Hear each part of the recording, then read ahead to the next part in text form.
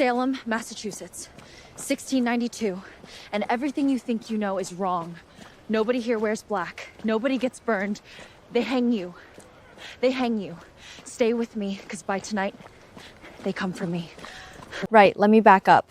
Day one, a real Puritan village, and I have never felt more watched in my life. Everyone is so quiet, so serious, and definitely looking at me. Come on, let me show you around. Everyone here works dawn to dark, and everyone knows everything about everyone. It is the original small town. And there is exactly one building that matters. That plain wooden one. We will get to it. First myth, dead. Puritans did not wear all black. Look at me, I am in russet red. Everyone here is in greens and browns and blues. Black cloth was expensive.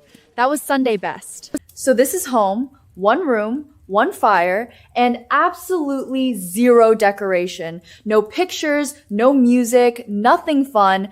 It is giving minimalist, not by choice, very much not by choice.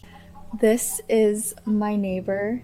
She has a whole household of children and runs every bit of it herself. She has been awake since 4 in the morning. She makes me look like a houseplant. I am in awe. They put me to work. This is butter.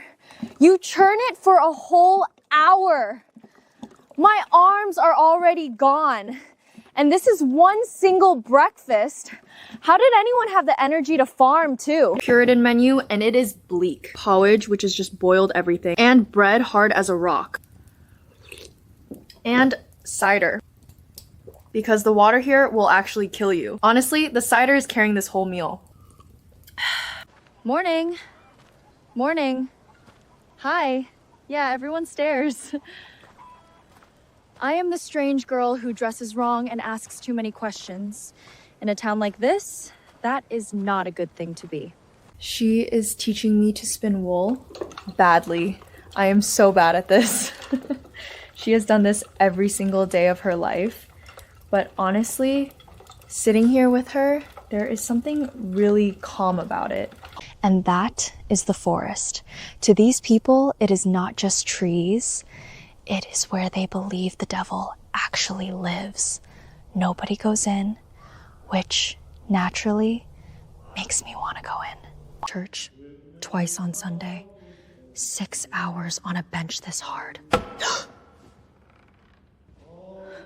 And there is a man whose entire job is poking sleepers awake with a stick. I have been poked. Twice. Okay, something is really wrong. One of the girls just dropped and started shaking and screaming.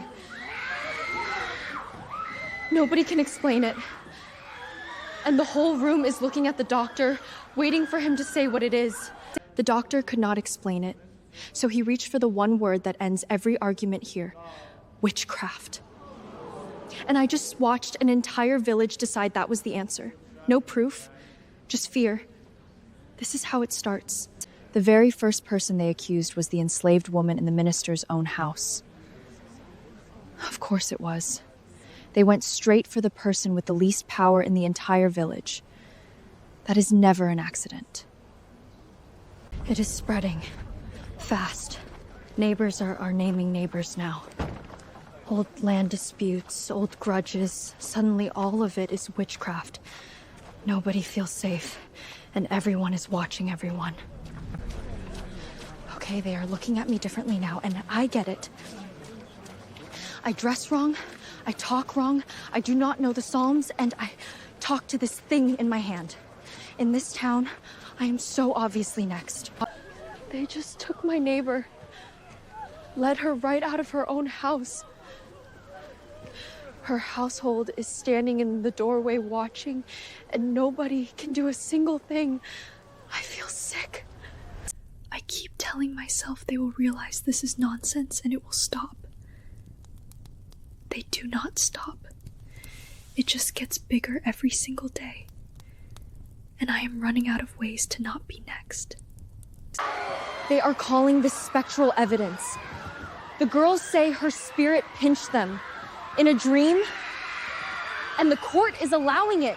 You can be convicted here on somebody else's nightmare. That is the whole trial. Wait, no, they just turned around. They are pointing at me now. I said one thing about the trial being unfair, and suddenly I am the witch. This is how it happens. This fast. Here is the part that breaks my brain. If you confess to being a witch, they let you live. If you swear you are innocent, they hang you. So the honest ones died, and the liars walked free. I made it out. I am the only reason I get to walk away from this, and I know it.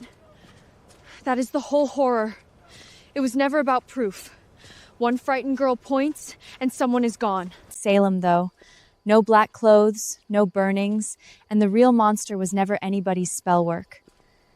It was fear, in a town that quit asking for evidence. So remember the people, not the ghost story. One last thing before you go. Tell me, where should I go next? Somewhere with sunshine, ideally. And if you had fun here, like and subscribe, it means the world. See you next life.